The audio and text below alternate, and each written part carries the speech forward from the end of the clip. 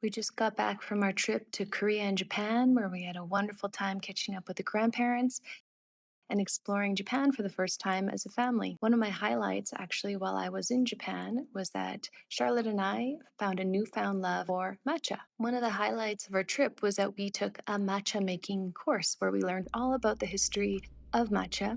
And so we got all the tools, and today is my first time trying it out at home. After 2 days of really weird jet lag, where we just basically slept all day and all night, instead of going through the mounds of laundry and also the files and files worth of photos and videos to edit for this vlog, I've decided that I'm gonna have a slow morning and make a cup of matcha, or at least attempt to. I realize that my cute and cheap kitchen scale does not work for matcha.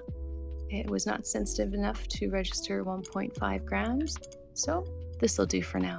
Just don't tell my tea master.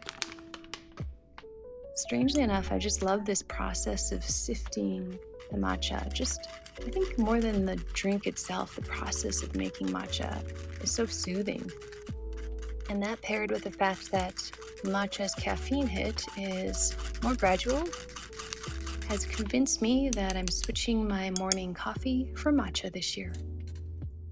Now, I tried to do the paste method where you add a little bit of water to make a paste before you add more water, but I just put in that extra drop and it did not work out. Quickly realized that the paste was not going to form, but I just carry on. I'm quickly realizing that this practice is not a practice of perfection, but of grace. I tried to do 70 mils of water, but overshot the landing and did 80. Let's just say I will not be a tea master anytime soon. Oh well, I just still enjoy the process, especially this part of frothing the matcha. It's just this mindless process of doing it for 20 to 30 seconds and seeing the satisfaction of the bubbles forming is just so soothing. There we have it, my first bowl of matcha. It's not too bad. Couldn't get all the bubbles out, but that's okay.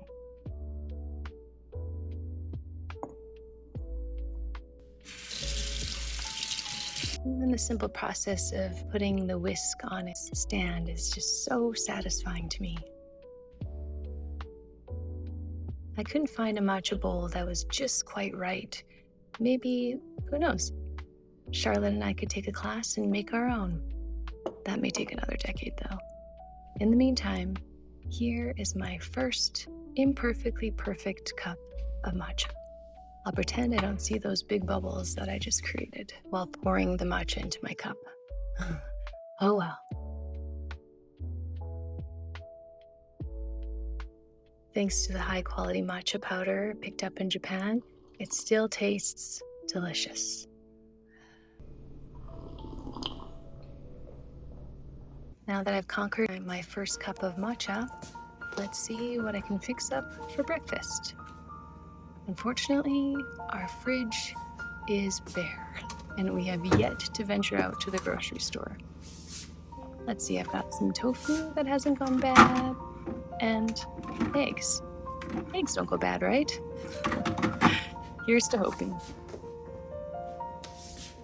Now let's see, what can I make with tofu and eggs? Certainly not going to be anything fancy, but nothing that a nice and pretty bowl can't fix. I'm a firm believer that plating is part of the taste, and this latter is one of my favorite things in the house. So not only are the ingredients minimal, but I wanted a low effort dish. Have you ever tried this one? Super easy, super satisfying, fairly healthy, keep you full. And did I say it was super easy? All you need are a couple eggs and some soft tofu. And if you're feeling really fancy, you could add in some diced green onions. But my goal today is to use one bowl and one bowl only. Now, I did consider for a hot second steaming it, but the microwave is so much easier. But don't be like me and not cover it because I had a bit of an egg explosion. You just pop it in there for a couple minutes. I did 2 minutes, and voila, you're done. Well, almost. You want to add some seasoning like soy sauce and sesame oil and sesame seeds. And I like to add some chili sauce just for an extra kick. But really, anything goes, whatever you have on hand. You could eat it as is or over some hot rice. Even some seaweed would be delicious. But I like it just as it is. It's the perfect dish for lazy and quiet mornings and rough mornings, which is one that I had. But these simple little routines of my day bring me back into a place of peace. And so as I stare out my favorite window, try to relax and slow my breathing and bring down my heart rate, I remember to be thankful for the small routines of life. Thank you, Jesus, for this little life of mine.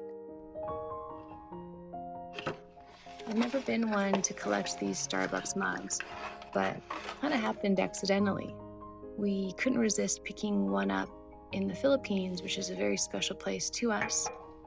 And then one after another, we just kept adding. And so, of course, we had to include Japan and Korea. And I gotta say, I am loving them. Each mug reminds us of the places we've been and the special memories that we made.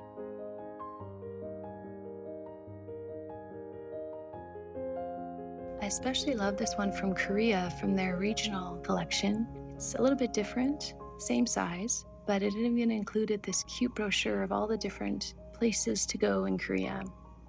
And it makes me want to go back. But instead, I gotta tackle this mess.